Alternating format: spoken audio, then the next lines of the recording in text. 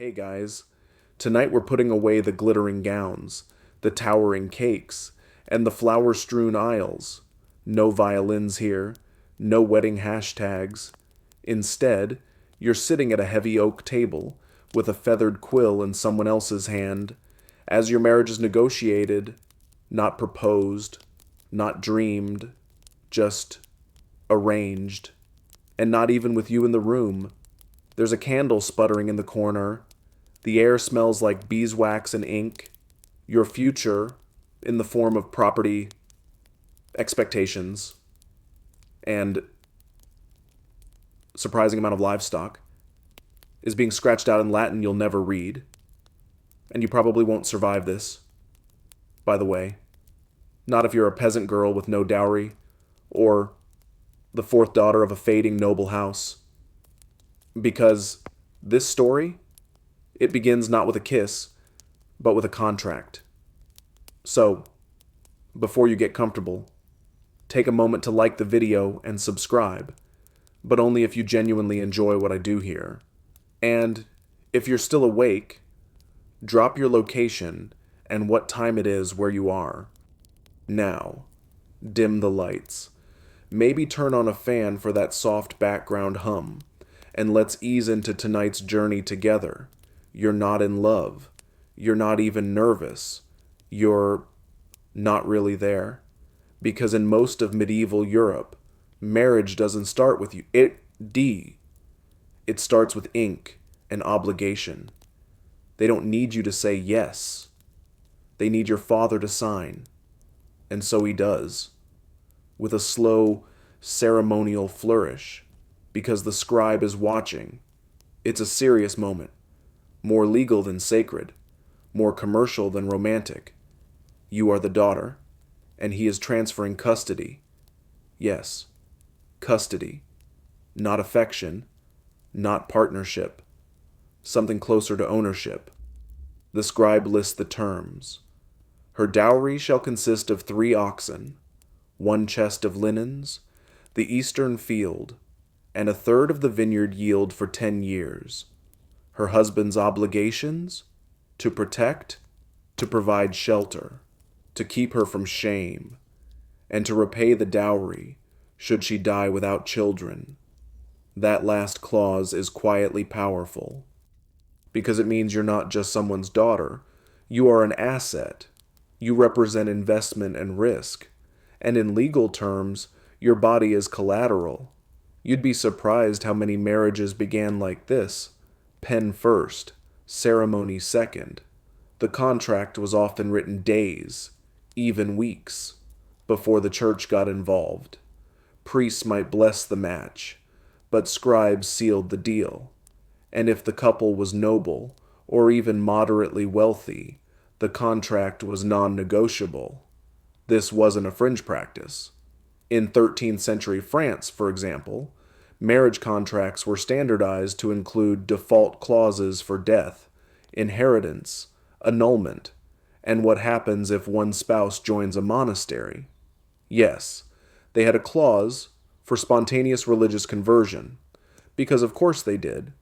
Sometimes the bride was present, sometimes she even held the pen, but mostly she watched her fate dictated by a few lines of Latin and nodded politely, or didn't nod.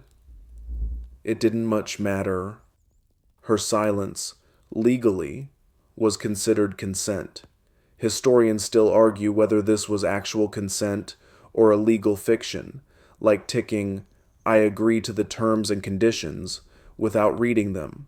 You glance across the table. The groom, if he's even present, is sipping wine. He doesn't look at you. He's negotiating for rights, not romance. He's scanning the margins for loopholes, calculating what happens if your father dies or if your brother claims the estate. And you sit still, eyes lowered, trained in quietness.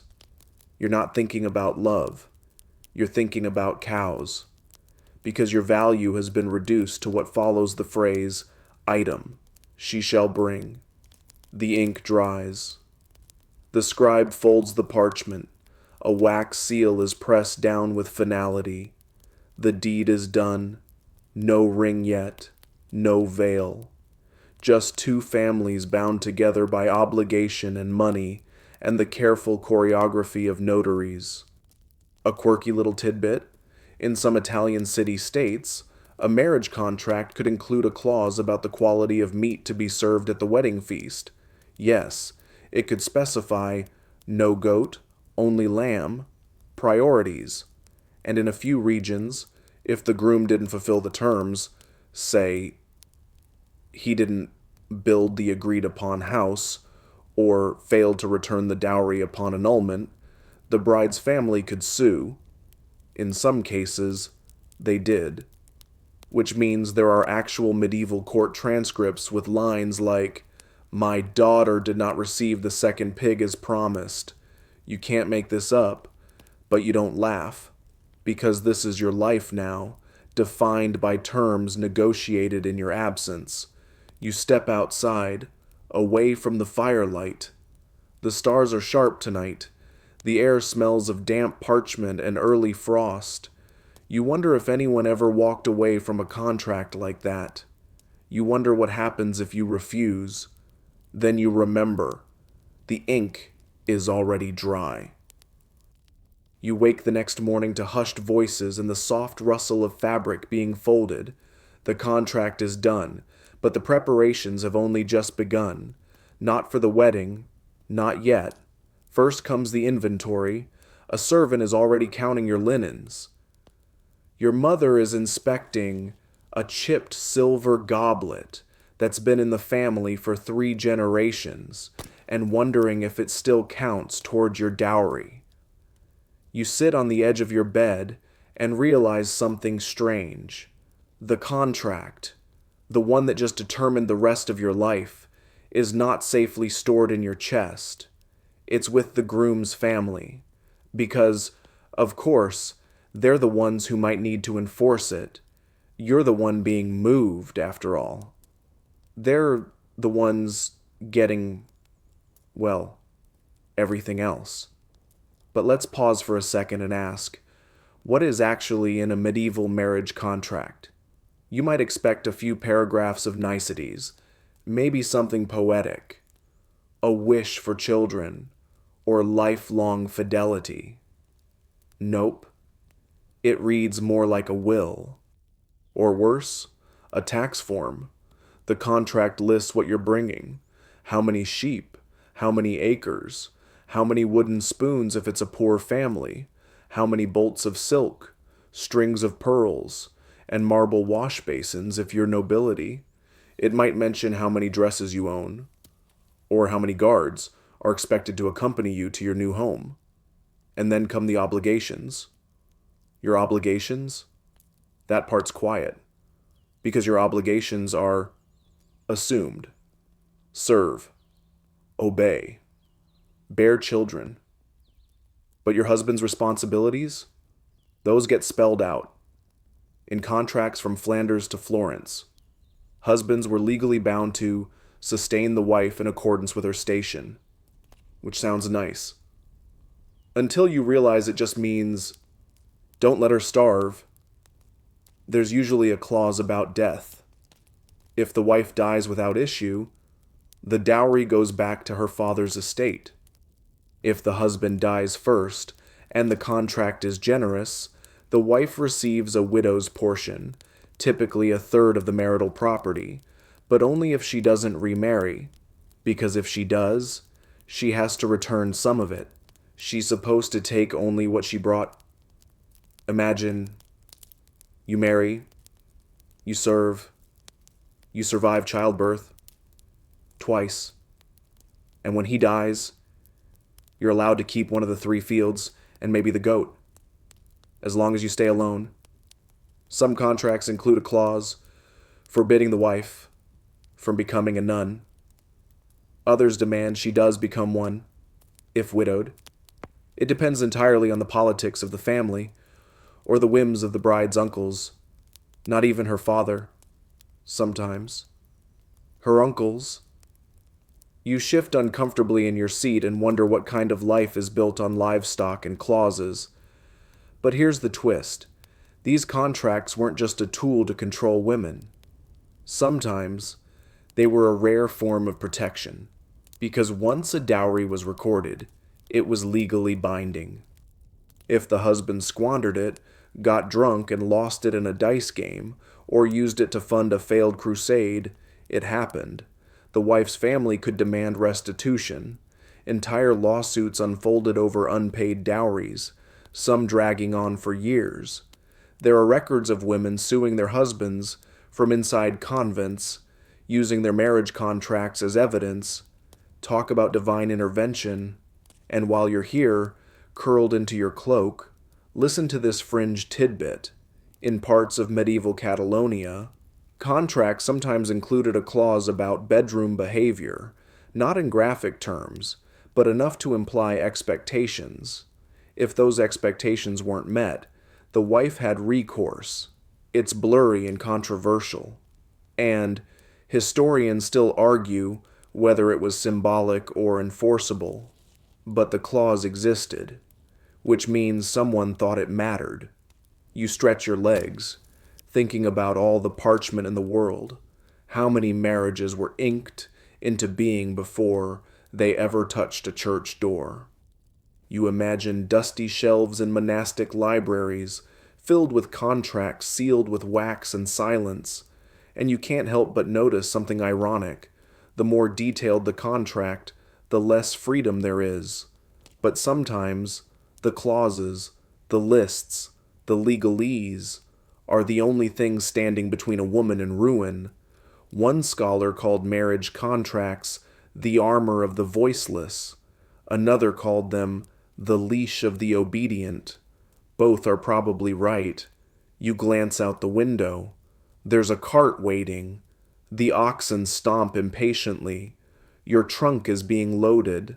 You'll travel to your new home soon, across muddy roads and awkward glances. A feast will be held. A priest will speak. A veil will be lifted. But none of it will change the fact that your marriage already happened. In ink. And one day, if things go badly, you'll reach for that contract the way a knight reaches for a shield. Because sometimes, the only power a medieval wife had was in the fine print. You sit in the cart, watching the road unspool in slow, rutted lines beneath the wheels. The wind bites, tugging at your veil, and the oxen snort clouds of steam as they plod forward. Somewhere behind you, home. Somewhere ahead, obligation, ceremony, and a bed you've never seen. But this isn't a wedding journey yet. Not in the modern sense. There are no rehearsals, no manicured gardens, no strings of fairy lights. What you're doing is moving between two legal statuses, from betrothed to married. And for a medieval woman, those stages were not only separate, they could be years apart. The term marriage might make it sound simple, but really, you're passing through a legal maze of sponsalia and matrimonium, betrothal and union. And those two things were distinct enough to be tangled in lawsuits for decades. Your betrothal may have been arranged years ago, when you were still small enough to fall asleep under the table. 7 was a common age for promise. At 12, you might be formally affianced. At 14, the marriage might be consummated, or at least expected to be. In some places, that was legally binding. In others, not quite. The timeline could shift depending on your social class, your kingdom, your priest's mood that morning. Historians still argue whether betrothal counted as marriage under canon law, or whether it was merely a strong promise. Some regions required consummation to validate the marriage. Others upheld a union if words were spoken in present tense. Imagine, your life could be sealed by a sentence like, "I take you as my wife," said in the wrong mood and overheard by the wrong monk. And if you dared to protest, Later? Too bad. The contract might say otherwise. You rub your fingers together, trying to warm them, and recall how your betrothal was marked. Maybe with a feast, maybe with a ring, or maybe, just maybe, with the quiet passing of a coin from one hand to another, a symbolic purchase. You weren't even there. In Anglo-Saxon England, bride price was common, a mourning gift, a token the husband gave his wife after consummation, was often stipulated in the contract too. It sounds romantic until you realize it was also insurance. If he died, that gift might be the only thing she owned outright, which is why many gifts were land deeds, not flowers, not kisses, land. You lean back against the side of the cart and wonder, how many girls never made it past betrothal? How many matches were broken quietly, with no feast, no priest, no mourning? In France, they called those clandestine marriages, matches that began with whispered vows and ended with silence. In theory, betrothals could be broken, but in practice, that was complicated. Some families demanded compensation, others demanded daughters back in shame. Occasionally, a broken promise led to court.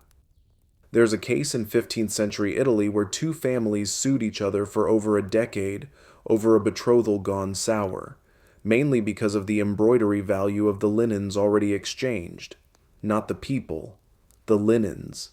And in the margins of medieval life, you sometimes find strange loopholes. A girl married at 10, widowed at 12, betrothed again at 13, technically a two-time wife before she'd lost her milk teeth, a noblewoman who eloped with a squire but returned claiming it was only words, trying to dodge the scandal, a man who married one sister, then the other, because the first match hadn't been consummated. Allegedly, these cases weren't common, but they were real, and they hinted a truth few remember, that medieval marriage wasn't just sacred, it was strategic, legal, messy, and sometimes weirdly flexible. You hear the creak of the axle and the clatter of a loose horseshoe. The wind shifts. You pull your cloak tighter and watch the village spire come into view. Your betrothal is over.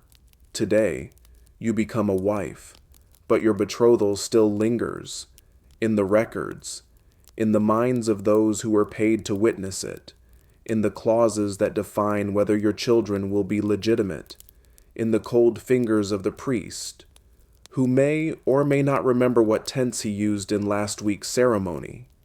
Because in the Middle Ages, grammar could make or break a marriage. And now, as your cart pulls into the muddy courtyard, you wonder, is this really a beginning? Or just the next line in a contract already halfway written? The mud squelches under your shoes as you step down from the cart. You're helped by someone whose name you don't know, maybe a servant, maybe a cousin, and already the eyes are on you. Not for beauty, not for bashfulness.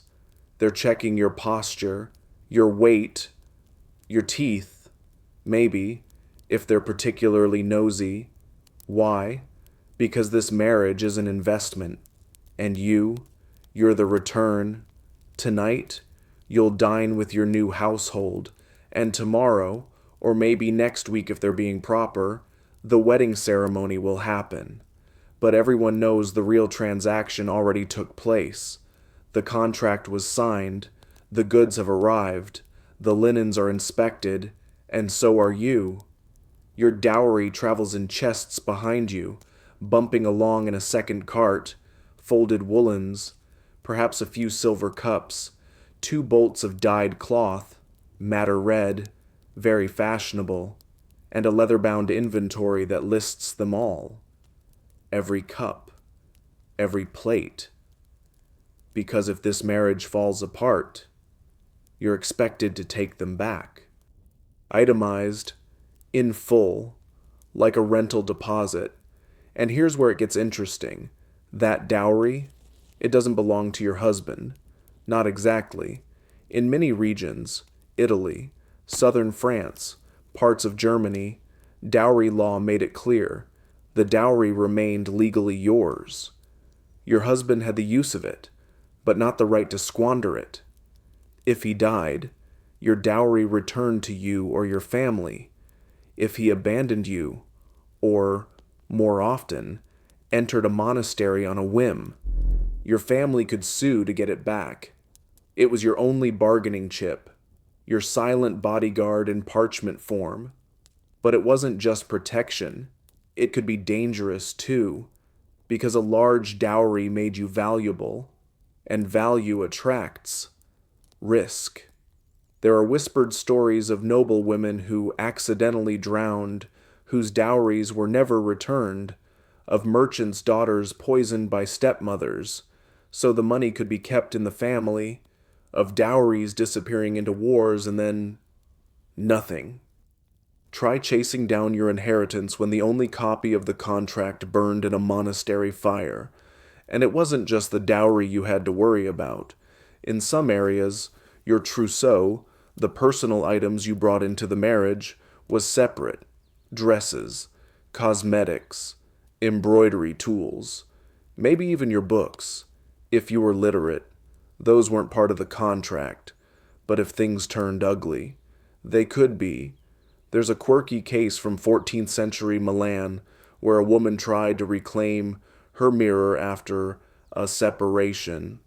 The court debated whether it counted as a necessary item or a vanity. It was ruled a vanity. She never got it back.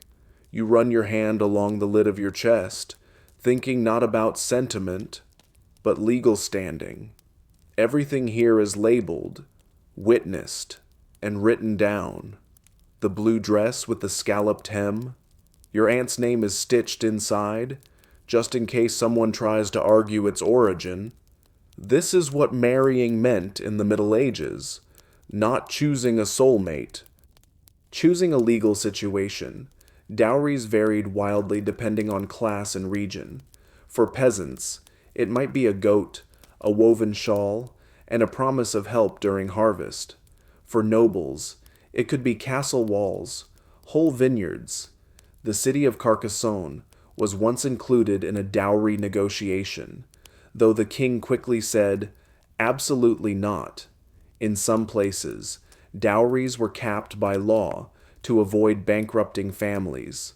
In others, they were used to outbid rival suitors, meaning marriage was a literal auction, cloaked in Latin, and men didn't always like it. In Genoa, a group of young men petitioned the city council to regulate dowries, claiming they couldn't afford wives anymore. In Florence, the government tried to provide public dowries for orphan girls, so they wouldn't be left to convents or worse. Those records still exist.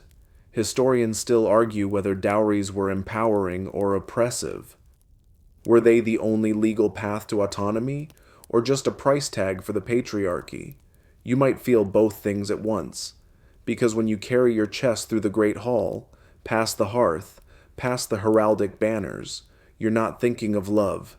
You're calculating, if he dies, what do I get? If I leave, what do I lose? And in that quiet mental math, you find a flicker of agency. You look at your groom, seated by the fire, sipping wine. He raises his cup, barely meeting your eye. He knows the terms. 2. He knows if he spends too freely, if he gambles too hard. Your father might come knocking, with a lawyer, and a copy of the contract. That's why the dowry is more than a gift. It's leverage, silent, legal, and stitched into your hem. The hall is hushed except for the clink of cutlery and the occasional snort of a dog under the table. You sit stiffly beside your husband. Well, technically not your husband yet, and pick at food you can't taste. You don't know the names of most people here. They know yours only as a clause in a document. He hasn't spoken much. You've counted 7 words since you arrived. Yes, The road was long, and more wine, if you please. Maybe he's shy. Maybe he's tired. Maybe, just maybe, he doesn't really want this marriage either. But here you are, bound by parchment and promise. And tonight, after the last course and the final toast, someone will retrieve the contract from the chest near the hearth, not to read it again, but to show it exists. Because once the feast is done and the bedding ceremony begins, don't worry, we'll get there later. The contract becomes binding in a new way.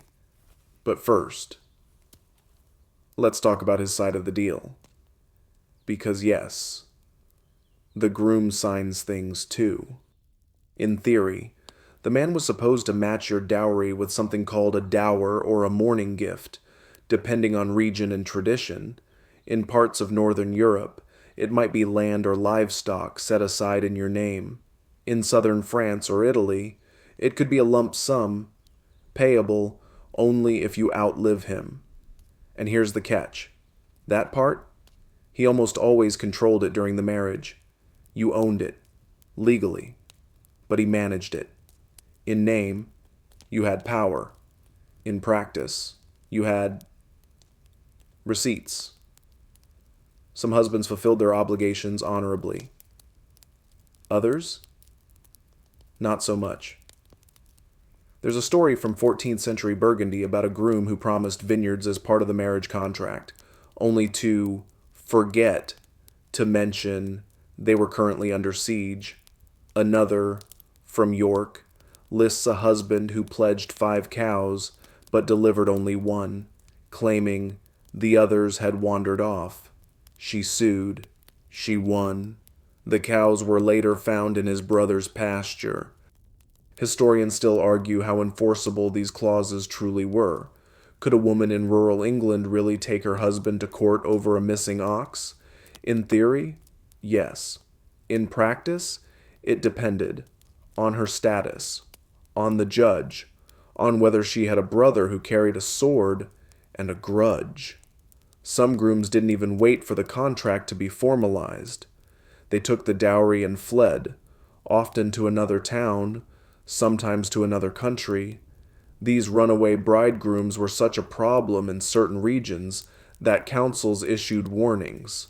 In Venice, there were literal posters put up with descriptions.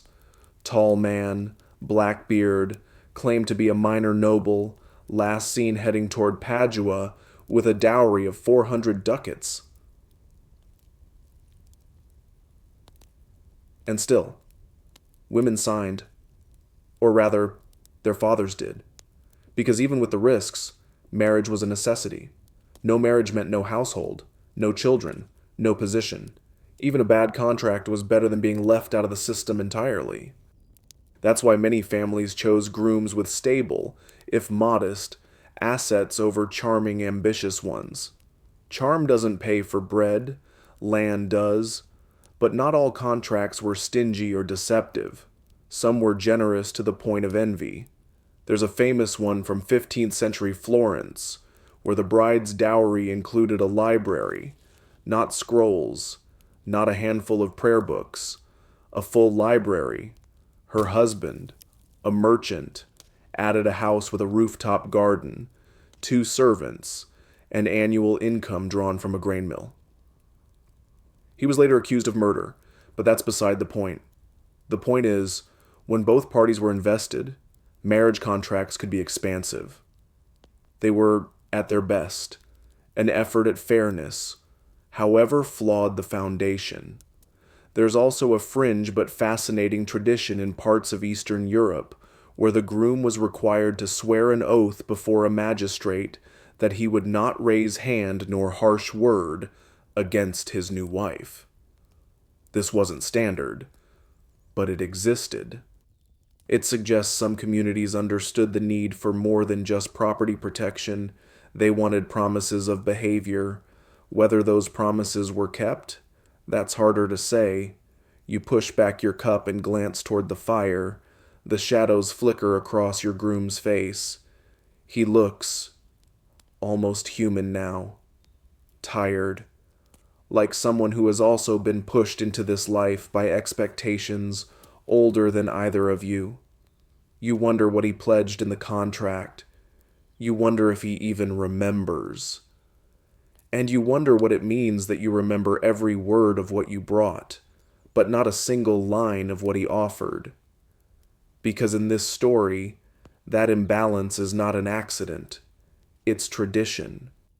The fire crackles low. Most of the guests have retired, their bellies full and their curiosity satisfied. You, however, are still awake, not out of excitement, not even nerves, just the heavy hum of questions that don't yet have places to live in your mind. And then you hear it, the rustle of parchment. Someone, your new husband's steward, maybe, unrolls a copy of the marriage contract and begins to read it aloud. Not for you, for the witnesses, the notary, the church clerk, who's half asleep with a quill in his lap. This is the moment when ink becomes law, and the question rises again in your mind. Who signs for you? Because you didn't. You were present. Yes. Maybe you even touched the document or made a mark. But the actual decision, that happened days or years ago, and your signature, if there is one, is symbolic at best. For most women in medieval Europe, legal representation wasn't just common, it was expected. Fathers, brothers, uncles, even sometimes a steward or parish priest, acted as procurators, empowered to negotiate on your behalf, and this wasn't considered strange. It was considered normal, rational, even merciful. After all, what would a girl know of property boundaries, or cattle lineage, or interest on dowries? You sigh, listening to the voices drone on. Your name sounds distant, formal. You wonder if they're really talking about you, or some ghost version, summoned for ritual purposes. And that raises a strange contradiction for someone who wasn't allowed to speak for herself. A medieval bride was talked about a lot. Your reputation was debated. Your fertility speculated on. Your temperament predicted with a confidence bordering on comedy. Oh yes, someone might say, she has good hips for bearing. Or, her aunt was quiet, so she should be, too. As if docility were hereditary. As if submission could be calculated by bloodline. But beneath the absurdity, there's a colder truth.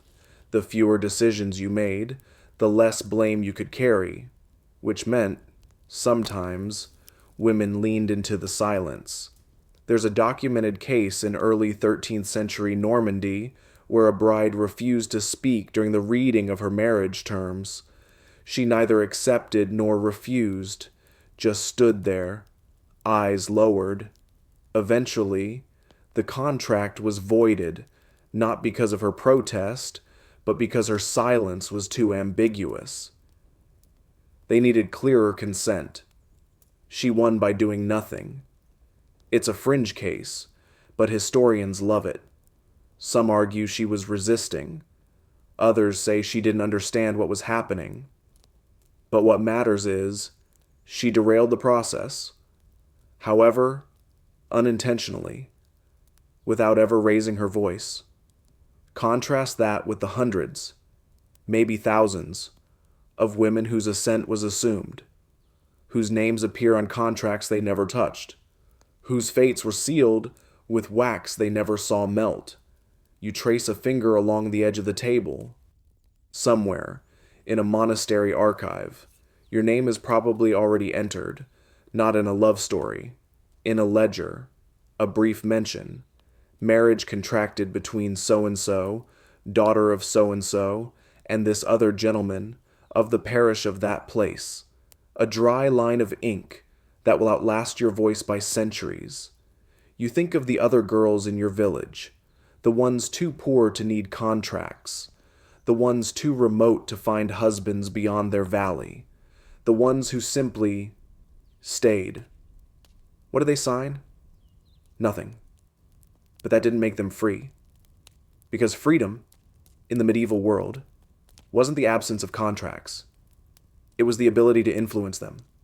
To say yes, or no, or not unless he matches my sheep. Which is why the act of signing wasn't the point. It was who got to sign, and whether they had your interest at heart, or just their own. Some fathers drove hard bargains on behalf of their daughters. Others used marriage contracts as debt relief, offering girls in exchange for canceled loans. One particularly grim document from the archives of a Venetian banking family records a girl's dowry listed alongside miscellaneous furniture and one delinquent account. Forgiven in full. Imagine being equated with a broken cupboard and an IOU. Yet here's the nuance.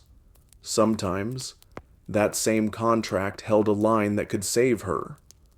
Should the marriage fail due to cruelty or abandonment, the dowry shall return to the bride without forfeit.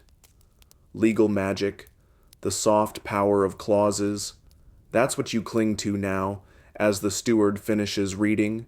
You didn't sign, you didn't negotiate, but somewhere in that scroll is a sentence, a single line, that might protect you when the people around this table forget they ever promised anything. So you memorize it, word for word, just in case. Because in a world where others speak for you, the only voice you can keep is memory.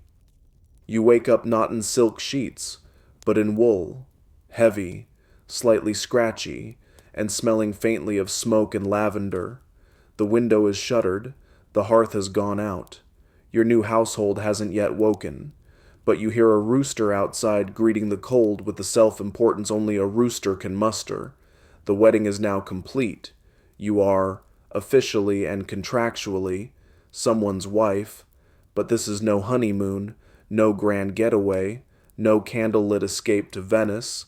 Instead, you're taken to the kitchens to learn how meals are managed here. The steward hands you a ledger. The head servant gives you a glance that says, "I'll train you, but I'm watching. You've married into a business, not a love story. And whether you thrive here or vanish in the margins depends on what you do next." And that's when she appears. She's older, 50, maybe 60, though it's hard to tell. Her eyes are sharp. Her gown is well made, but plainly adorned. She walks with the quiet authority of someone who's seen several husbands buried and not missed a beat. The servants call her Madame. You call her Aunt. Or maybe my husband's mother. Or, eventually, just her name. And to your surprise, she's powerful. She doesn't sit in council. She doesn't ride to war. But she negotiates grain contracts and decides which cousin gets married next. She signs things. And when the steward hesitates, she clears her throat. And he remembers who really runs this manor. Because once upon a time, she was in your shoes. And once upon a time, she learned the fine art of leverage. You're seeing something no one told you about. That in rare cases, marriage contracts gave women leverage, not just limits, especially if they survived long enough to wield it. Take the case of Eleanor of Aquitaine, queen, landholder, crusader, and legal marvel. Her marriage contracts were masterpieces of legal positioning. She ensured her own lands remained hers, even while married to kings. She had annulments written so tightly no man could undo them easily, and she outlived most of the men who tried. But she was a queen, you say. Surely this didn't apply to common folk. Ah, but it did in quieter, less public ways. A widow with no sons might retain control of her late husband's estate until it passed to a grandson. That's years of running things. Years of choosing which contracts get renewed, which tenants stay, which daughters get good matches. And some women use that time like seasoned merchants, making allies, raising the dowries of nieces, and slipping favorable clauses into the contracts of their kin.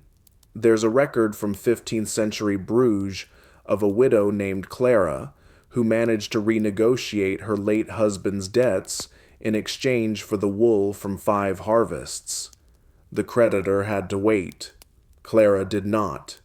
She was known locally as the woman who read faster than the men. That's the quirky thing. Literacy among women was rare, but among widows, it's disproportionately higher, not because marriage taught women to read, but because widowhood required it.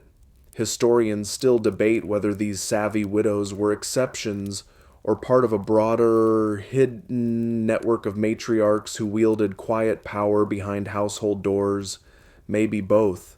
You follow your new aunt, let's call her Lady Isabel, through the orchard as she shows you the property. She doesn't ask if you like it here. She doesn't care. What she wants to know is, do you understand your contract? You blink. You didn't think anyone would ask. She nods approvingly when you mention the clause about vineyard rights and dowry reversion. She says, "Good. If he dies first, don't let his cousins tell you otherwise. The southern field is yours for life." And then she adds, "Don't let them see you read it too often. They'll think you're planning something." You laugh, but softly, because you are. You're learning that while marriage contracts weren't built to empower women, they occasionally allowed it, if you were sharp enough, patient enough, and surrounded by fewer fools than usual. And here's a twist that would make your younger self gape. Some women negotiated their own contracts. Not many, but some, especially wealthy widows, who'd already been through the system once. A woman entering her second marriage often had more leverage. She could say, "I bring a dowry, but I also bring experience. I'll manage the estate, but I'll keep my seal. I'll marry your son, but the sheep stay in my name." In Venice, there are multiple surviving contracts where widows inserted clauses allowing them to leave the marriage if mistreated without forfeiting their property. One woman even wrote in a daily spending allowance and the right to retain her own maidservant. That's not romance. That's smart. You're beginning to see the shape of the map. For most women, marriage contracts were cages. But for the clever, they were scaffolding, legal structures to climb, slowly, quietly, until the view changed. You reach the end of the orchard. The trees are bare. Winter is coming. But in Lady Isabel's eyes, there's no fear, only calculation. "Your contract," she says, "is your spine now, so learn to stand on it." The morning after your first full day in your new household, you're summoned to the main hall for something you weren't expecting, a transaction, not of parchment this time, but pigs. Specifically, you are being exchanged for one, or rather, that's how it looks. A local farmer stands stiffly before your husband, holding his cap in hand. He's brought a piglet as a gift for the marriage, but everyone knows what it really is. A goodwill offering. Insurance. A reminder that he was at the wedding feast, and that his daughter will be of marrying age next spring. The pig squeals. Your stomach turns. Later, you'll learn this wasn't strange at all. In some places, especially rural villages in England, Flanders, and parts of Hungary, marriage was deeply transactional, not just between noble houses or merchants, but down in the muddy every day. And the woman, she was often the object and the broker. Bride prices weren't universal, but they were common. A man would pay the bride's father for the right to marry her, especially if she came with useful hands or sturdy childbearing hips. That sounds crude, and it was, but sometimes the logic ran both ways. In certain towns, the bride's family paid a dowry and received a bride price, like a looped negotiation where everyone traded assets until both sides could claim fairness. In rare cases, if the groom was poor and the bride's family desperate, he could be married on debt, a promise to pay over time, usually with labor. Yes, that means some grooms were installment plans.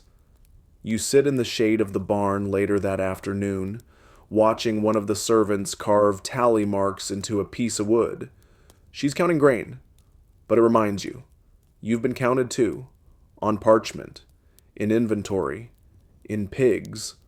There's a fringe record from a 13th century Welsh settlement that details a woman exchanged not for gold, but for a barrel of salted herring and a cloak. The contract includes a note from the father. She is obedient and of good teeth. Charming. Historians still argue whether bride price was empowering, a form of value recognition, or dehumanizing, turning women into coinage. Likely both, but it wasn't always viewed cynically. In some communities, a fair bride price was seen as honoring the bride's worth. It acknowledged her role in the economy of the household, especially where labor meant survival. Still, it's hard to feel honored when the local priest refers to you as well valued, especially when he adds, with a wink, a good catch for winter, as if you were a hare. But here's the unexpected thing. These transactions often protected the bride. 2. If the husband mistreated her, her family had legal ground to intervene, especially if a bride price had been paid. It was like damage insurance. One record from the court of Mainz shows a father suing his son-in-law not because his daughter was unhappy, but because he bruised the bride price property. His words, not ours. The court ruled in her favor. The groom was fined, and yes, he had to return the second goat. You look around this manor, still unfamiliar. You think of your dowry, still boxed and shelved. You think of the contract, signed without you, but now you also think of value, not in the soft, poetic way, but in the hard, undeniable math of cows, fields, pigs, and clauses. Even in royal courts, this logic ruled. Isabella of France, who married Edward II of England, brought a massive dowry and was expected to broker peace between two kingdoms. Her contract specified land holdings, tribute payments, and ceremonial gifts. When that marriage collapsed in dramatic scandal, which we'll definitely get to later, Isabella invoked her marriage contract to reclaim lands and raise an army. Yes, really. She weaponized the terms, and she won. And here you are, in your own quiet corner of the world, starting to learn what Isabella already knew. The contract may seem like a cage, but with the right push, it becomes a lever. You watch as the piglet is led to the sty. You imagine someone writing it down.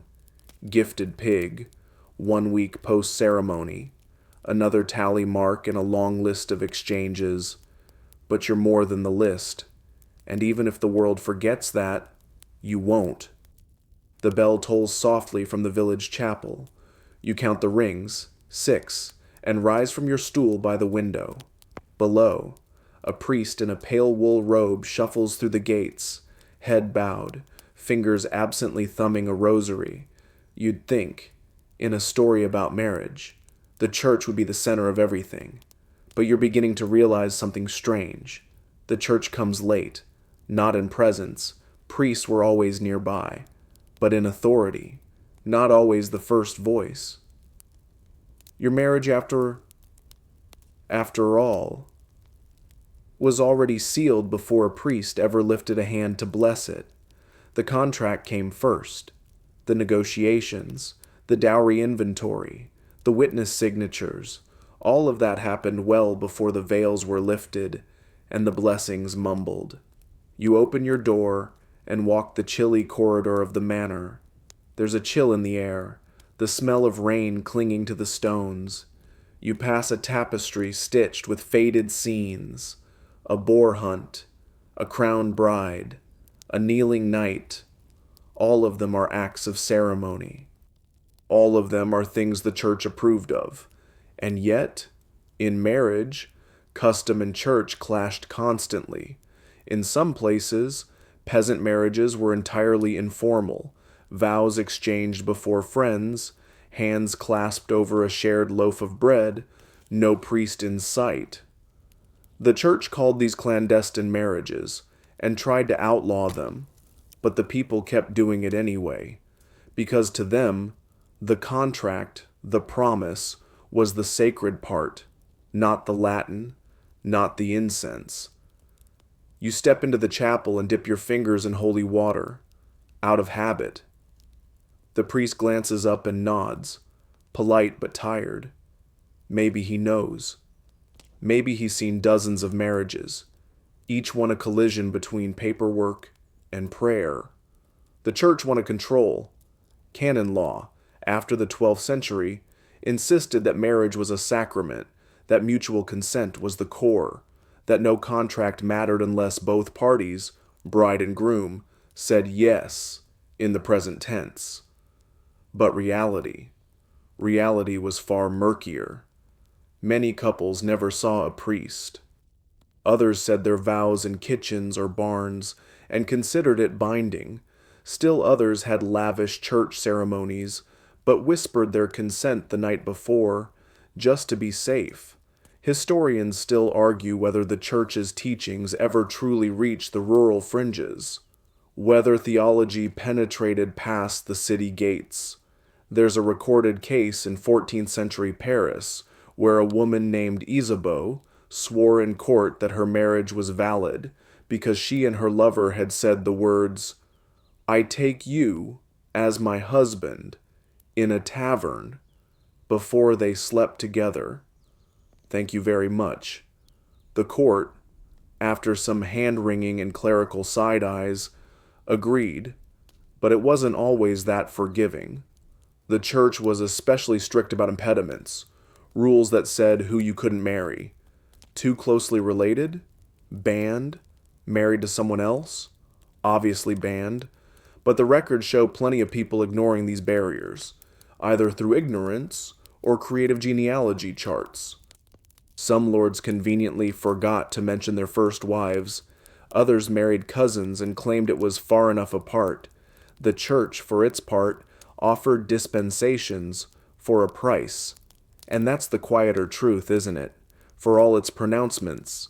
The church was also a business.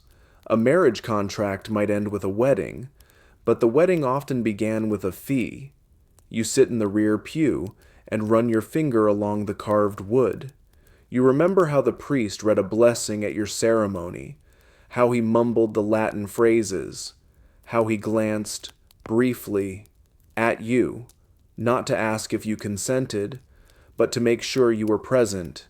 In canon law, mutual consent mattered, but in practice, your father's nod often outweighed your voice, and if there was a dispute later, over property, over consummation, over legitimacy, it was the contract, not the blessing, that carried the weight.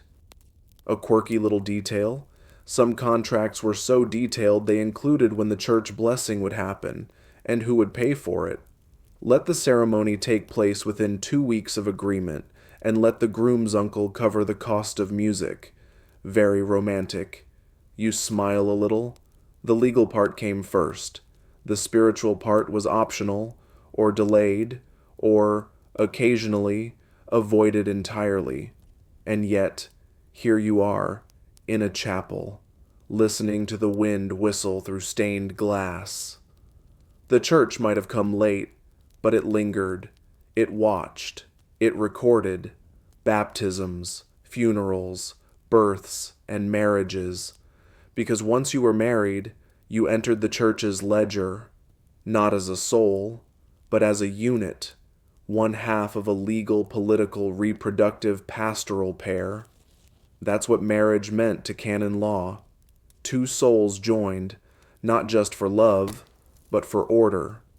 So the church blessed your contract, sometimes reluctantly, sometimes greedily, but always with ink of its own. And you? You walk out of the chapel, no holier than before, but one step closer to understanding what marriage really was, not a sacrament, not a ceremony, but a compromise between law, land, lineage, and the Latin alphabet. The sky is overcast when you return to the manor, clouds hanging like heavy thoughts. You duck beneath the archway and catch a glimpse of the steward pacing the entry hall, a scroll in hand and a deep crease in his brow. That's never a good sign. He looks up when he sees you, startled, as if remembering you exist, not just as a name on parchment, but as a person who walks, breathes, and now apparently has questions. Because you do, specifically about the contract. No one ever told you it had clauses. Of course it has clauses. But now that you've begun reading it in the quiet hours, really reading, it feels like peeling an onion.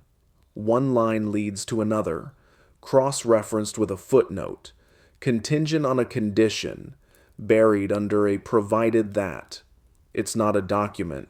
It's a trap with a wax seal. You corner the steward, ask about the third clause, the one about vineyard profits in non-harvest years, and he flinches.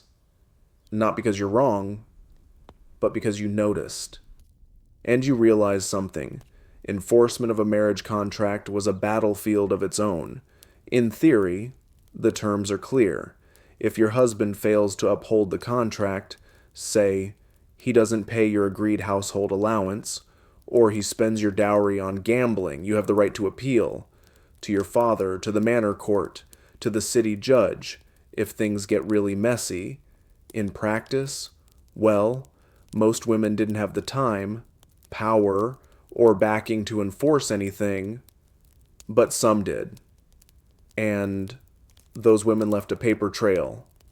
There's a record in Cologne of a woman who sued her husband for failure to maintain the kitchen to dowry standards. That might sound petty until you realize the kitchen was the economic heart of the household. She won the case. Her husband was fined. He was also publicly embarrassed, which might have stung more than the penalty. Another from Siena shows a woman arguing that her dowry's value entitled her to her own servant. Her in-laws disagreed. The court ruled in her favor, citing the contract clause. A lady of such dowry shall not be made to clean. You want to laugh, not because it's funny, but because someone, somewhere, thought to put that in writing. But not all cases went well. Contracts could be vague. Witnesses could disappear. And sometimes, especially for peasants, there was no court that cared. That's why the best contracts had escape clauses, little legal back doors, fine print with words like, in case of mistreatment, Archie or should either party enter the cloister, or even in event of plague, yes, plague, the most medieval of all caveats. These clauses mattered. If your husband vanished, the contract might allow you to reclaim your dowry after 7 years. If he became abusive, and your father had friends in the city council, you might invoke a clause to return home with your property. Historians still argue how common these protections were. Some claim they were rare, only for wealthy brides. Others insist they were more widespread, especially in regions where women's property rights were stronger. In Iberia, for instance, marriage contracts often contained clauses detailing what happened in divorce. Yes, divorce, not annulment, not abandonment, actual contractual separation, property divided, children assigned, assets returned, quiet, civil, clause bound. But then there's the flip side. You wander into the storeroom where your dowry chest is kept and run your fingers along the lid. What if you break the terms? What if you flee or fail to fulfill wifely duties or embarrass the family? In some contracts, the penalty is immediate: forfeit everything. In others, subtler forms of punishment appear. You lose inheritance rights. Your children lose legitimacy. Your trousseau is absorbed by the husband's household. And if your family can't or won't fight for you, there's little left to claim. You recall a legend told by the kitchen girl about a woman who faked madness to escape a brutal marriage. She muttered to herself, smeared ashes on her face, howled at the moon. Eventually, the priest declared her unfit, the contract void. She returned home in silence, her dowry untouched. Fiction? Maybe, but it echoes something real: the idea that clauses were weapons and that using them required stealth, courage, and usually a miracle. You sit in the storeroom a while longer, the scent of old cedar and beeswax heavy around you. You open the chest, pull out the contract, and reread the final clause. It's in Latin, of course, but you've had it translated in your head a dozen times. Should the bride be found without fault, and the husband in violation, her property shall be returned whole, and her honor restored. It's not much, but it's there. You fold the parchment carefully and return it to its place, because maybe one day you'll need it. The air smells of meat fat and damp straw. You're seated beside your husband at a neighbor's wedding feast, where two families you barely know have just signed another contract, almost identical to your own. But this one, you read it before the stew arrived. It doesn't mention love, not once. Instead, it lists 3 parcels of land, 2 cows, 4 sacks of wheat, and a promise of obedience from the bride, though that last part is implied, not written, because medieval contracts rarely needed to state the obvious. Love isn't absent in this world, but it's not required to marry. And the truth is, most people didn't expect it. Not right away. Sometimes not ever. You sip wine and watch the new couple dance. Stiffly. She's 16. He's twice her age and already missing a few teeth. But he owns a mill, and she brought a vineyard. Everyone calls it a good match. You've come to learn that a good match doesn't mean affection. It means gain, strategy, survival. And when you finally married, you entered a chessboard far bigger than 2 people. Every piece was placed with precision. Marriage wasn't the end of romance, it was the end of negotiation. After the signatures, everything else became consequences. You glance at your husband. He's laughing with the groom's uncle, talking about tax exemptions and new laws from the bishopric. He's not cruel. He's not kind, either.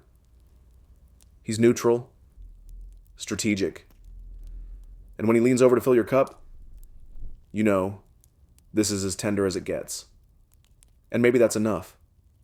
Because in this world, marriages without love aren't necessarily unhappy. They're arrangements with clear roles, expectations, and, if you're lucky, a bit of mutual respect. Some women learned to thrive in this system. They studied the way land was inherited, memorized the price of grain, befriended scribes and bailiffs. If the marriage didn't give them power, the household sometimes did. Take Margaret Paston, a 15th century English gentlewoman. Her letters survive to this day, over 100 of them. She ran estates, managed lawsuits, and negotiated marriages for her children, all while writing to her often absent husband with a tone that ranged from dutiful to deeply exasperated. Their marriage wasn't romantic by modern standards, but it was functional, and she wielded the contract like a ledger and a sword. Still, that kind of outcome wasn't guaranteed. For every Margaret, there were women who vanished into namelessness, used, discarded, or simply endured. And that's why the margins of these contracts matter, because hidden in the legalese are the only safeguards many women had. You once heard a story, half legend, half recorded truth, of a baker's daughter in Ghent who married a merchant's son. The contract included a clause stating she'd manage the household accounts. She took it seriously. So seriously, in fact, that when her husband tried to replace her with a steward, she took him to court. The judge sided with her. The parchment rules the purse, he said. It became a local proverb. But here's the quirk. Not every region even allowed such clauses. Historians still debate whether these exceptions reflect broader cultural norms, or were just the product of unusual literacy and good lawyers. Some scholars argue that Mediterranean regions were more flexible. Others say northern towns, with their guilds and charters, offered better protections. No one agrees. And honestly, you suspect the real answer is this: it depended on how loud your family was. You shift on the bench and watch the dance end. The bride smiles, eyes uncertain. The groom burps and looks pleased. Somewhere in the back, the steward of this manor is no doubt adding a new document to the growing archive of unions that make the village go round. Because marriage isn't just a ritual here, it's infrastructure. It determines inheritance. It controls land. It settles feuds. It builds alliances. It ends wars. Sometimes it starts them, too. There's a record of a marriage in 12th century Navarre that was arranged solely to end a salt dispute. The bride was 8. The salt lasted longer than the husband. You walk home later with your husband under a sky beginning to cloud. He offers you his cloak, not out of love, but practicality. You accept, not out of submission, but warmth. It's a small gesture, and strangely, it softens the evening. You're not in love, but maybe, slowly, you're building something else, a kind of truce, because while your contract may not have included hearts and poems, it gave you structure, a framework, a name, a seat at this table, and, if you're clever, a way out, should you ever need it. So you file away the facts, memorize the clauses, and store every favor you're owed like coins in a purse. Because even in loveless marriages, power can grow quietly, like moss on stone.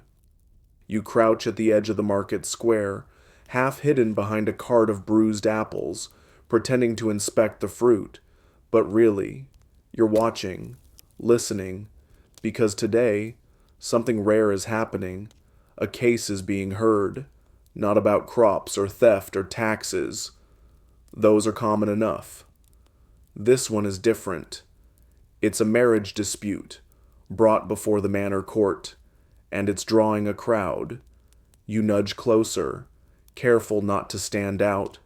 On the wooden platform near the pillory, a scribe balances a heavy ledger. A bailiff stands to one side, arms crossed, and in the center, a woman in a dark gown, her face set like stone. She's not shouting.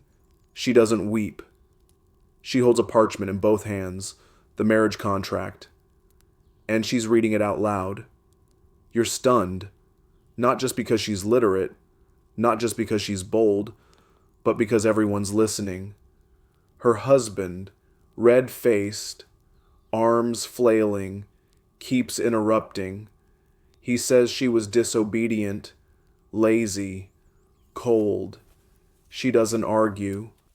She simply points to the clause about maintenance and then to the bruises on her arms. The judge, a local landholder with more interest in fence disputes than family drama, squints at the document. He asks a clerk to read it again. Then again, slowly, you begin to understand. The contract is her defense, her shield, her voice. You remember what Lady Isabel told you. The parchment is your spine now. Learn to stand on it. And here she is, doing exactly that. Historians still argue how often these cases actually happened. Some claim they were rare, a last resort. Others insist marriage disputes made up a surprising portion of court records, especially in towns with literate populations and strong guild structures. One thing's certain, they weren't impossible. In York, a woman once won the right to separate from her husband on the basis of breach of contract because he refused to provide her with shoes. In Ghent, another claimed she was being starved, and the court ordered her husband to increase her allowance of bread and ale. In Milan, one woman reclaimed her entire dowry and the family cow after her husband fled the city with another woman. They didn't always win, but when they did, it mattered. Of course, the outcomes often depended on class, location, and connections. A peasant woman might have little recourse beyond gossip and prayer, but a merchant's daughter, a guildmaster's wife, she might have options, especially if her family was loud or wealthy or unusually fond of litigation. You slip away from the crowd as the judge begins his ruling. The bailiff unrolls another scroll. The scribe prepares his ink. The woman, still silent, holds her chin high. Whatever the outcome, she has been heard. Back at the manor, you find your chest and open it quietly. The contract is there, folded neatly beneath a layer of linens. You've read it so often now you could recite parts in your sleep, but tonight you study it again with different eyes, because now you know what it looks like when a woman invokes the fine print and wins. A quirky little clause catches your eye, one you hadn't noticed before. In the event of extended illness of either party, the family of origin shall assist with provisions. You blink. Wait. Does this mean that your father still holds some responsibility? If your husband falls sick, you could request assistance. Or perhaps, if you fall sick, you cannot be turned out. You run your fingers over the ink. These little lines, dull, Latin, legal, are stories waiting to be used. Tactics in a life that so rarely offers fair rules. Not all women had contracts so precise. Not all had families who'd enforce them. But the ones who did, they sometimes shaped their fates in courtrooms instead of kitchens. And you wonder, is that where your story will go? Or will you be one of the quiet ones, the women who live by the contract but never invoked it, who passed it to their daughters like a family recipe? This clause saved me once. Remember it, because sometimes justice isn't in the law, it's in the loophole. You kneel in the dust of the family chapel, candles flickering against cold stone walls, hands resting in your lap. Not in prayer, at least not this time. You're listening, because the chaplain is reading your husband's will. He wasn't old or sick, just unlucky. A fall from his horse. No time for farewells. One moment he was riding to check the river gate, and the next he was still. You didn't cry. Not in front of them. The tears came later, when the steward handed you the ring and the keys and said, "The reeve will want to speak with you." But you're not thinking about mourning right now. You're thinking about property, because now the contract has come alive in a new way, a different way, and you're beginning to understand why it was so detailed in the first place. In the clauses about death, medieval inheritance wasn't just about wills. It was about what the marriage contract already said would happen. In your case, it's surprisingly generous. You're entitled to a third of his lands for life, plus the entire contents of your dowry returned, intact. If the harvests are good, you'll have coin to spare. If not, well, You still have rights to the vineyard and the eastern pasture, but only because the contract said so. You think of women whose contracts weren't so carefully written, the ones who lost everything when their husbands died, turned out of the house, dowries absorbed into the estate, children claimed by in-laws. There's a case from 14th century Normandy where a widow ended up in a nunnery, not by choice, but because her husband's family refused to recognize her contract and the church offered the only shelter. There's another from Barcelona, a woman whose husband died while on pilgrimage. His brothers tried to seize the family land. She dragged the case through court for 3 years, using a single line in her marriage contract to prove she had legal custody of the children in the vineyard. She won. Barely. Historians still debate how much control widows really had. Some say most were marginalized. Others point to court records and guild charters that show widows running businesses, acting as heads of household, even signing contracts themselves. The truth, as always, sits in the space between. Your own contract included a dower clause, 1/3 of his movable goods and income-bearing land, for use until your death or remarriage. That last part, remarriage, is important. If you wed again, you lose everything you inherited from this husband, which means that for now, your independence depends on your widowhood. You light a candle for him anyway. He wasn't cruel. He didn't break the contract.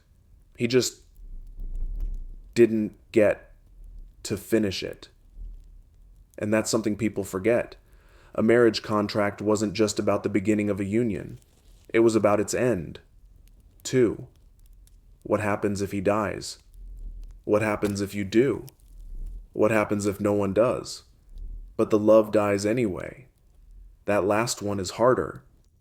Because contracts can't predict emotion. They only predict assets. And here's the quiet, odd power of your position now. You can refuse to remarry. You can stay right here, on this land, with this name, and run things. You can hire laborers, renew leases, send grain to market. The steward may grumble, but the contract is on your side. Lady Isabel was right. The parchment is your spine now. A quirky example from 15th century Lubeck. A widow ran her late husband's shipping business for 11 years after his death.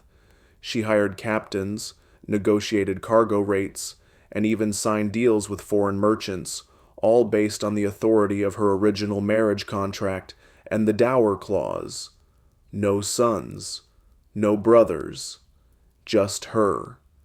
You rise slowly from the stone floor. The chapel is quiet, the candle's nearly out. You feel strange, not free, exactly, but untethered. And you understand something you didn't before. The most powerful part of a medieval marriage contract might come after the marriage ends. Because while brides are exchanged like goods, widows are players. They can sue, they can negotiate, they can choose not to marry again. That's not freedom in the modern sense. But in a world of arranged unions and locked doors, it's something. You step out into the cold air. The manor is yours now, at least for a time. You walk past the vineyards and think about pruning schedules, lease renewals, wine taxes. You do not think about falling in love again. Not yet. The parchment rustles like dry leaves as you unfold it again, this time alone, this time in anger. You've just found out something they didn't expect you to discover. The contract is missing a clause, not forgotten, removed.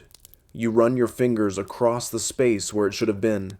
Your inheritance clause, the one your father insisted on before the marriage. The clause that said if he died and you bore no children, the dowry and lands would return to you, entirely and unchallenged. But in this version, the phrasing has been softened, ambiguous. If you squint, it sounds like maybe you're entitled. If someone likes you, you are not someone who leaves things to chance. You press the parchment flat and check the seal. It looks identical, but when you compare it to your father's copy, the one kept in the bottom of his wardrobe under a basket of moth-eaten socks, the difference is clear. His version has a date, a witness name, a clause number. Yours does not. This one has been altered, and suddenly, the entire idea of trust collapses like a poorly built fence. Marriage contracts could be edited, quietly, illegally, and often without a fuss, because who was going to cross a powerful husband or his family over a technicality? But sometimes, someone did. You remember the story of Marjorie Kemp, not for this reason, but for her wild spiritual journey and loudly tearful prayers. Yet buried in her life story is something quieter. She negotiated financial arrangements with her husband. After years of childbirth and breakdown, they agreed, on parchment, that she could live chaste, that she could manage her affairs. She didn't trust verbal promises. She wanted ink. Marjorie wasn't a queen. She wasn't even well liked. But she understood the loopholes. And here you are, staring at a loophole you fell into. You storm into the great hall, not like a grieving widow, but like a woman with a case. The steward looks up. The cousin who moved in 3 days after the funeral pretends to sip wine. He knows. He knows. He's already begun parceling out the land, calling it his now, since there were no sons. Never mind the contract. Never mind the vineyard clause. Never mind you. But you've learned too much. And so you speak, not loudly, not furiously, but clearly. You present your father's copy. You cite the witnesses, the seal, the clause line. You announce that you are taking it to the town court if restitution is not made, that you will summon the notary who wrote it, that the vineyard belongs to you, not to some cousin who once got drunk at the feast of the Annunciation and fell into the baptismal font. He hesitates. Because even if the law is murky, even if women are expected to bow and weep and go quietly into convents, there are rules, and more importantly, there are contracts. Historians still argue how often this happened, how many women recognized forged or altered clauses. How many fought back? The records are fragmentary, full of her claim was heard, or her suit was denied, or simply the matter was dropped. But the fact that they show up at all means something. A widow in Lyon once presented 3 versions of her marriage contract to court. 1 written, 1 amended, and 1 kept secretly by her nurse. All 3 were examined. The court ruled in her favor. She kept the manor. Her cousin was fined for false witness. You aren't sure you'll win, but you're sure of one thing. You will not be erased quietly. You think back to the wedding day. How no one asked if you could read. How no one cared that you were quiet. How they assumed that meant you were compliant. But you were memorizing. The clauses. The handwriting. The witness list. And now, it matters. You light a candle in the chapel, not for your husband this time, but for the contract. A document that began as your confinement, and may yet become your sword. Because this is more than a disagreement. It's a betrayal, not of the heart, but of the ink. And in a world where everything can be taken from a woman, her name, her home, her future, a clause can still defend her. So you take both parchments and prepare to ride to court. And, as you leave the manor gates, you smile, not because you're free yet, but because for once, you are not silent. The horse beneath you is stubborn, the saddle stiff, but you don't care. You've left the manor, contract copies tucked into your satchel, hair hidden under your cloak, and spine straighter than it's been in months. The road to the city is muddy. The sun is somewhere behind the clouds, watching you like a curious god. You are riding to court, not to confess, not to seek mercy, but to argue law. You pass a group of traveling merchants along the way. They barely glance up. To them, you're just another widow on another errand. Perhaps you're buying cloth, or petitioning for grain relief. They can't see that you're armed, not with a blade, but with a marriage contract and a secret. Because here's the thing no one in the manor house knows. You weren't always meant to marry as a woman. At least, not legally. This is the part of your story that's been buried. The part that's dangerous, depending on which scribe you tell it to. You remember the moment your mother whispered it to you, years ago, that you were not your father's eldest daughter, you were once his heir, full stop, raised to read accounts, trained to manage stewards, taught to sign your name with the confidence of a merchant's son. You weren't disguised, you weren't pretending, you just weren't questioned until puberty, until the moment dresses were forced over your shoulders and contracts were drawn up with different pronouns. The name stayed. The ink shifted. You weren't the only one. Not by far. There are records, quiet and partial, of women who married under assumed names, altered identities, or ambiguous gender roles, especially in legal documents, sometimes with the help of family, sometimes in defiance of them.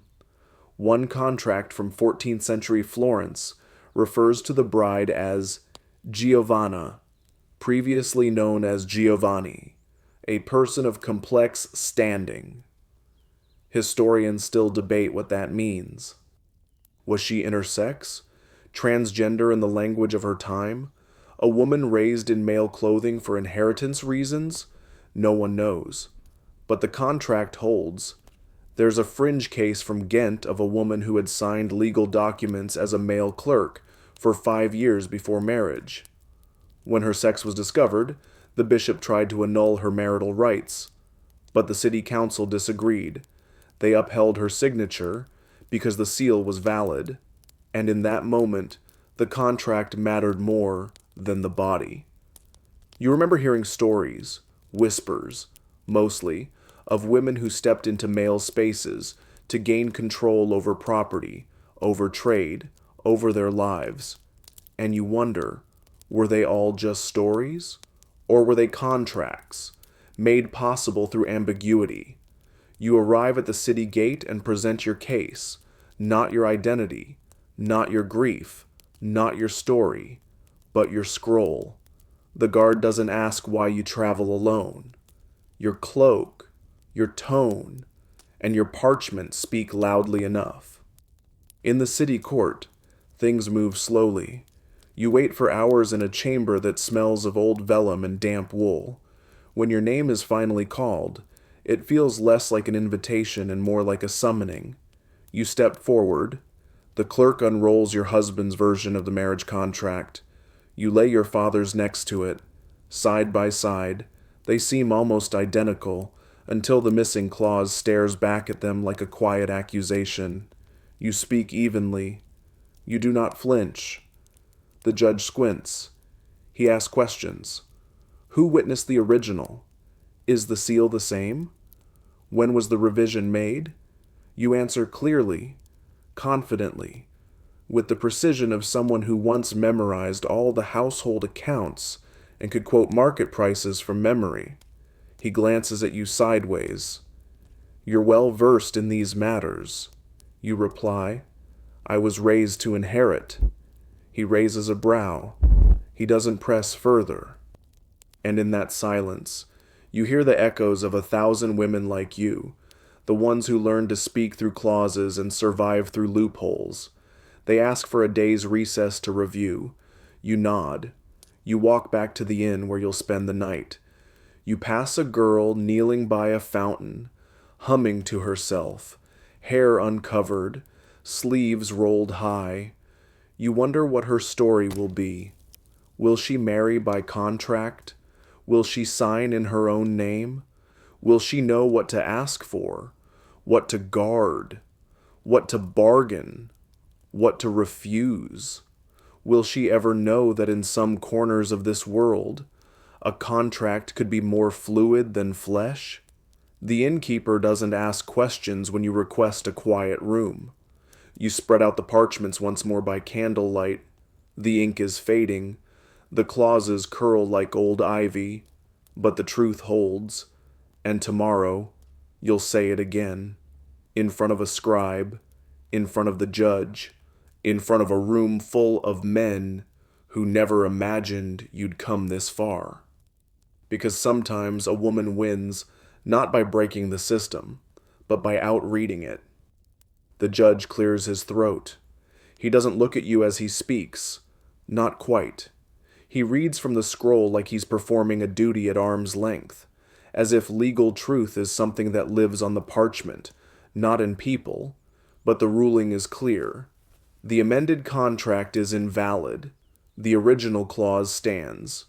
You, widow of the deceased, are entitled to full restitution of your dowry and the lifetime use of the eastern vineyard, as outlined. The cousin has no legal claim. Your satchel feels suddenly lighter, the air cleaner. The tension behind your ribs unwinds, not into joy, exactly, but into clarity. You've won. You nod once. You thank the clerk. You press your wax seal onto the record copy with hands that only shake a little. You don't smile until you're back in the street, and even then, only slightly, because now you know victory is not triumph. It's paperwork, filed, a vineyard that's yours again, a gate that no one else can claim. You walk the cobbled street with purpose now, past stalls of vinegar-soaked onions and baskets of dying lavender, and at one quiet corner, you pass her, an older woman, sitting on a stool, stitching initials into linen with a crooked needle. She glances up, meets your eyes, and just for a moment, there's a flicker of recognition, not of your face, but of your posture, of what it means to walk home alone, after winning something no one thought you'd even try to claim. You return to the manor, after dark. The steward bows awkwardly, not sure what to call you now. Madam, mistress, widow lord. You let him squirm. The cousin has left. He took the cart and the dog and a half-empty bottle of wine. Good riddance. The hearth still smells of his boots, but you'll burn orange peels in the fire tonight, as Lady Isabel once showed you. It chases off the scent of unearned arrogance. And now? Now comes the second marriage. Not the romantic one. Not yet. Perhaps not ever. This is the marriage to the estate, to the land, to the business of managing what was once only supposed to pass through your hands on its way to someone else, because you've decided not to remarry. This means something, legally. In many regions, a widow who refuses remarriage retains her dower rights indefinitely. If she remarries, she forfeits much. That's how the system keeps her tethered. Love again, lose again. But you are no longer bargaining with affection. You are negotiating with contracts. There are examples, other women who chose the same path.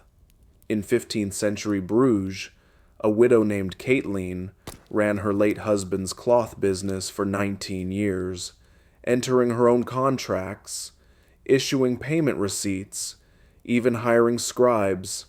She signed documents with a practiced flourish and a Latinized version of her name, Catharina Domina Mercatoria. In Florence, One Angela de Medici refused 3 suitors, citing that her dower agreement made her richer than all 3. Her records list her as head of household and steward of self. You'd cross-stitch that on a pillow if pillows were less expensive. And then there are the quieter examples, the ones with no names in the ledgers, women who ran the orchard while the boys fumbled through Latin school, women who rewrote household budgets, who filed complaints with the bishop's office when grain levies grew too high. Historians still argue whether these widows were exceptions or indicators of a larger, hidden network of female autonomy. But when you walk the vineyard now, you don't care what they argue. You care that the soil is yours, that the field you once imagined from a corner of a contract is now real under your boots. And one night, as spring warms the stone walls, a neighbor approaches with a business offer. His brother wishes to lease part of your northern field for sheep pasture. He brings a bottle of wine and a smile and a folded parchment. You read every line. You add one of your own. Should either party default on the payment by midsummer, the land reverts without penalty to the original holder. He blinks. That's sharp. You reply, that's fair. He signs, and as he leaves, you realize you've just written your first contract on your own terms. Not as wife, not as daughter, not as ward, but as you. And somewhere inside you, a different kind of marriage begins. A marriage to your own paper trail.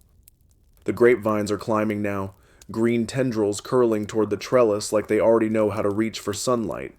You walk the rows at dawn, hem of your skirt damp with dew, fingers brushing along the leaves, counting buds the way you once counted clauses. It's almost harvest season. You haven't just reclaimed land. You've begun to build on it. But your world, though rooted here, has grown outward. And soon, a letter arrives from across the channel, sealed in red wax, a crest you recognize from court gossip, a minor noble house, Flemish, maybe Breton. You break the seal with care. It's written in French, the polite kind, the kind with too many pleasantries. They've heard you're managing an estate now, that your vineyards survived 2 dry years while others failed, that you've renegotiated shipping rights with the merchants in the valley, that your contract case was upheld in court and whispered about in 3 neighboring towns. They'd like to discuss a proposal. Not for you this time, but for your niece. She's 16, clever, quiet, a good writer, a passable lute player, and far better at arithmetic than she lets on. You've begun mentoring her in contracts, not because anyone asked you to, but because no one else will. The letter proposes a match across the sea. A younger son, polite lineage, moderate income. The details are vague, but the tone is unmistakable. A noble family seeking property more than kinship. A name to bind to a yield. A vine to wrap around a crumbling wall. You know this game now. And for the first time, you are the one negotiating. You write back with conditions, not bold ones, calculated ones. Dowry limits, specific clauses about land use, residency, annulment rights in case of cruelty. You require that your niece retain her books, her lute, and control over her personal servants. You also request a separate parchment detailing which family assets the groom brings, and whether they're encumbered by previous debts. You do not apologize for asking. You seal the letter with blue wax, and while you wait for their reply, you tell your niece stories, not fairy tales, not saints' lives, but case studies, of a merchant's wife in Toulouse who insisted on a clause granting her a bedroom key of her own, of a farmer's daughter who hid coins inside her dowry chest, then wrote them into her second contract, of a noblewoman who crossed borders disguised as a monk to renegotiate the terms of her annulment or troth, and later returned to her home with a letter from the bishop and a satisfied smirk. Historians still debate that one. Was she real? Was she legend? You don't care. What matters is that the story survived, and that your niece is listening. She asks questions now, real ones. What if the husband sells the vineyard without permission? What if I refuse the match? What if I want to stay here? You answer plainly. Then you need to write that down. Then you need to say no while they're still listening. Then you need a clause that says so.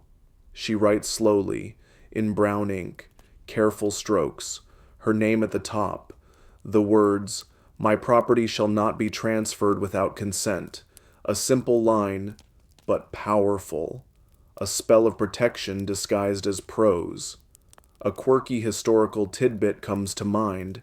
In parts of medieval Iberia, marriage contracts were sung aloud, not just read. Families gathered in courtyards to chant the terms in rhythmic verse, part celebration, part public record, part legal insurance against forgetful grooms. You wonder if it made the words stronger, harder to ignore, easier to remember. You decide you like the idea. Maybe your niece will write her own contract in verse. You think, not for the first time. How strange this all is. How a structure built to bind women could, in the right hands, become a tool for freedom. Because contracts can trap. Yes. But they can also record consent.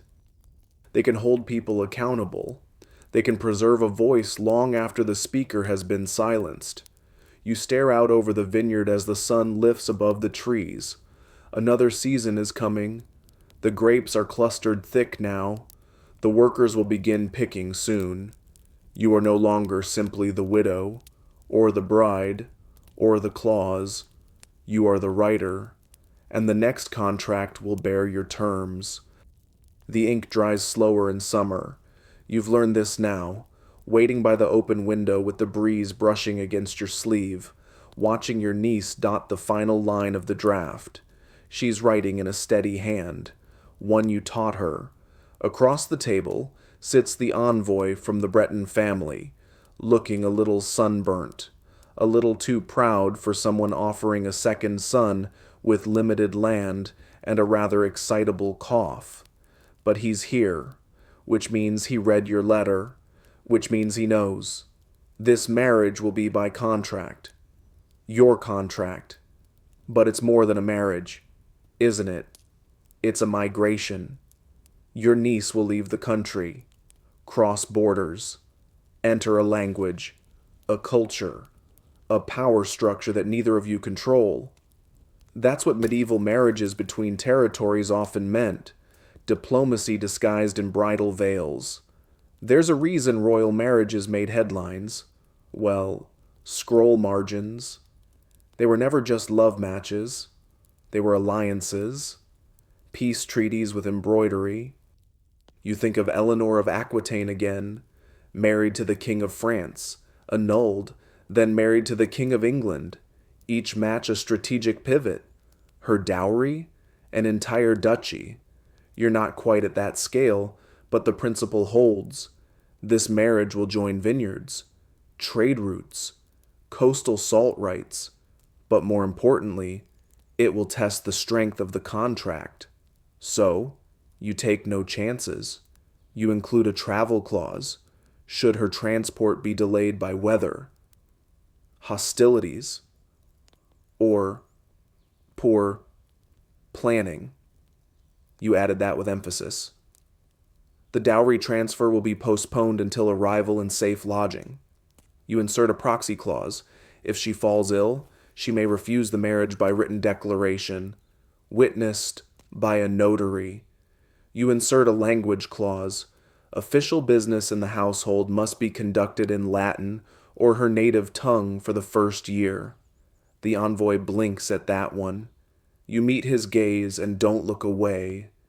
He signs, your niece signs, and then you do, as witness, as steward, as aunt, as someone who once had no voice in her own contract, but now speaks in 3 legal registers before breakfast. Later that evening, with the parchment stored and the envoy riding off with the first copy, you and your niece sit in the orchard with cups of spiced cider and call the stars by the wrong names. Because no matter how powerful your clauses, you still need stories to hold you upright. She asks what marriage was like before contracts mattered. You tell her about trust and how it was often assumed but rarely protected, how a smile or a promise could vanish without record, how a woman could lose her inheritance, her name, even her children, if nothing had been written. She shakes her head. You smile. That's why we write now. There's a fringe tradition you once read about in northern Italy, wedding contracts carved into stone, literally etched into walls or cornerstones of homes, so no one could later deny the terms. They called it matrimonium lapidem, the stone marriage. Extreme, yes, but understandable, because across medieval Europe, crossing borders with a marriage contract was like carrying a passport, a prenup, and a map, all in one document. You had to prove your value, protect your assets, and still show up smiling. There are stories of women who crossed seas for marriage and never came back, of contracts that vanished en route, of clauses ignored by foreign courts, and sometimes, miraculously, of women who fought their way back with nothing but memory and a torn scroll. Historians still argue how effective these trans-border contracts really were. Some say they were largely symbolic. Others point to legal disputes upheld in foreign courts as proof they mattered deeply. You know where you stand. You saw a contract altered once. You saw a woman win in court. You saw a steward tremble when you read aloud. You know the ink matters. And now, as your niece folds her veil and prepares to leave, she does too. You hand her a second copy, sealed in beeswax, wrapped in linen. She slips it into a chest beside a pouch of coins, a small icon, and a letter from you. Just in case, you say. She nods. Her eyes glint like yours once did, before the vineyard, before the court case, before the loopholes became lifelines. You stand together in the orchard's last light, vines heavy with fruit, and realize this is your legacy. Not land, not title. A girl who knows what to ask for. The manor feels quieter now, not empty, just paused, as if the walls are listening for footsteps that no longer echo in the corridor. Your niece is gone, married, sailed off with her chest, her veil, and her 2 signed copies of the contract, one in hers, one in his. You stood at the gate as she left, hands resting on the stone, and watched until the dust settled behind the cart. Then you returned to your ledger. Life goes on. You walk the vineyards. The workers nod in deference. The steward defers to your decisions. Now without hesitation, you sign agreements with a flick of the wrist, write correspondence in your own name, and even receive letters addressed to Domina, Vinea, Lady of the Vineyard. You didn't choose that title, but you haven't corrected anyone. And yet, beneath the peace of this order, something stirs. Not restlessness, not grief, but possibility. Because you've done something rare, you've made it to the end of the system, and now you're looking back at it. Not just from the margins, but from the center. You begin to notice things differently. The kitchen maid hiding a letter, the laundress who suddenly weeps at the sight of a silver clasp, a girl from the village, married last spring, returning to her mother's hearth too often, too quietly. You start to listen, and when one of them, fingers trembling, voice low, confides that her husband struck her, you don't ask if she provoked it. You ask, "Was there a contract?" She nods. "His brother wrote it." "Did you see it?" She shakes her head. You send for it the next morning, because now you understand. Not all power is won in court. Sometimes it's given in the hallway, whispered over bread, passed across tables, folded into aprons.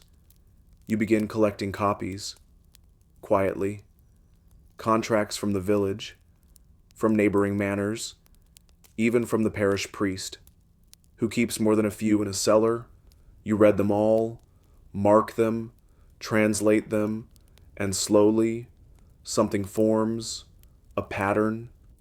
Women without clauses for return, for separation, for support, clauses missing, altered, erased. You start rewriting. You draft sample clauses on scraps of parchment, post them in the marketplace. Add this to your daughter's contract. For widows, insist on this line. Don't forget, if he joins the clergy, your property returns. You don't sign them. People know where they came from. Soon, other women arrive, not in procession, not with fanfare, but with copies of their own, with questions, with drafts. You teach them to write, to argue, to notice Latin phrasing that shifts meaning. One morning, a woman arrives with a daughter barely 12. She'll marry next winter, Sam. She says, we don't have much, but I want her to have something better. You don't answer with flattery. You hand her parchment, ink, and a sentence. In the case of injustice, she may return to her father's house, taking her goods with her, without shame or penalty. She copies it. A fringe tradition from Castile floats into your memory. The House of the Three Doors, they called it. A community of widows and separated women who lived together under shared rules and pooled contracts. Not convent, not court, not quite approved. But it existed. For a time. Historians still argue whether it was real, or just a scribal mistake misinterpreted by a 19th century academic. But that's the thing about medieval women's history. So much of it lived in the gaps, in the silences, in contracts. And now, you've filled some of those gaps. You are not queen, not abbess, not saint, but your ink has traveled farther than any banner. And when winter arrives, and you walk the vineyard rows in heavy wool, the branches bare and reaching, you realize you were never just protected by the contract. You've become its author. The snow falls soft as flour. You watch it from the upper window, arms folded, ink-stained fingers still smudged from this morning's scroll work. Below, a boy is scattering seed for the chickens, his boots leaving a trail of dark crescents in the white. It's the quiet season now. The vines sleep. The market slows. But your mind does not, because your last letter was returned unopened, sent to a manor where no one lives anymore. The bride, your niece, never arrived. Storms, they say, or pirates, or illness, or a clerical mistake that rerouted the party 3 towns off course and then into silence. No one knows for certain, but you know the contract. You know that in one of those chests, now floating somewhere beyond the known maps, or lying quiet beneath foreign earth, is a folded scroll with your clauses on it, your Latin, your handwriting, your seal, and that means something. Because even if she never got to invoke it, you gave her something few women ever had. Terms. Protection. Proof. Maybe it wasn't enough. Or maybe Maybe someone somewhere will find it, read it, realize she was more than cargo, that someone expected her to return, that she mattered in writing, not just in memory. You whisper a prayer, not to saints or kings, but to scribes, to archivists, to women who know how to hide a clause in a hemline. And then you do what you've done every season since your widowhood began. You write, today, it's a contract between two families arguing over a boundary hedge. Tomorrow, it's a clause to add to the growing stack you keep hidden in a carved wooden box. If the groom is absent for more than 1 year, the bride may retain the sheep and the loom. Useful. You never planned to be this? This figure they consult, this ink wielder. But it happened slowly, clause by clause. And here's the oddest part. You no longer feel trapped by the parchment. You feel held by it, like it's your second skin, one you stitched yourself. Because marriage contracts didn't liberate women. Women did that, using marriage contracts. And now, as twilight settles, you light a single taper and sit by the hearth. You take out the final scroll you've been saving, the one you began months ago. A strange document, part treatise, part template, part defiant love letter to the future. The title is simple, What to Ask For. It includes clauses for daughters, clauses for sisters, escape routes, inheritance strategies, and the precise wording needed to retain custody of household ledgers, warnings about common omissions, a section titled, If They Call You Difficult, you will leave this behind when your name fades. You'll tuck it into your chest, beside your original contract, now brittle and wine-stained and still intact, because someone will find it. Some girl with ink on her fingers and questions in her throat. And maybe she'll read it. Maybe she'll add her own line. Maybe she'll whisper, "Oh," and begin to write. And in that moment, your story won't end. It will rewrite itself. The fire is low now. Shadows stretch long across the floor. The vines outside rest beneath snow, hushed and hidden, waiting for the quiet miracle of spring. You've put away the parchment. The ink pot is closed. The room smells of wax and parchment dust and something older, like memory pressed between pages. Your chair creaks as you lean back. Hands loose in your lap. Eyes half closed. You've walked through marriages and markets, contracts and courtrooms, vineyards and storms. You've stood in silence, and you've spoken in scrolls. You've read between the lines and found room to live there. And maybe, tonight, that's enough. Let the ink dry. Let the parchment curl at the edges. Let the candle burn just a little longer. Because in a world where love could be bartered, where rights were whispered, where daughters were listed beneath oxen and acreage, you left behind something else. Not a rebellion, not a revolution, just a clause, a sentence, a line that said, she gets to choose. So rest now. The scribes have your story, and the stars, outside, are still watching. Softly now. Breathe. Sleep. Let the words carry you. Let the silence hold you. You did what they said you couldn't. And tomorrow, someone else will read the fine print and see your name. Good night. End of script. Sweet dreams.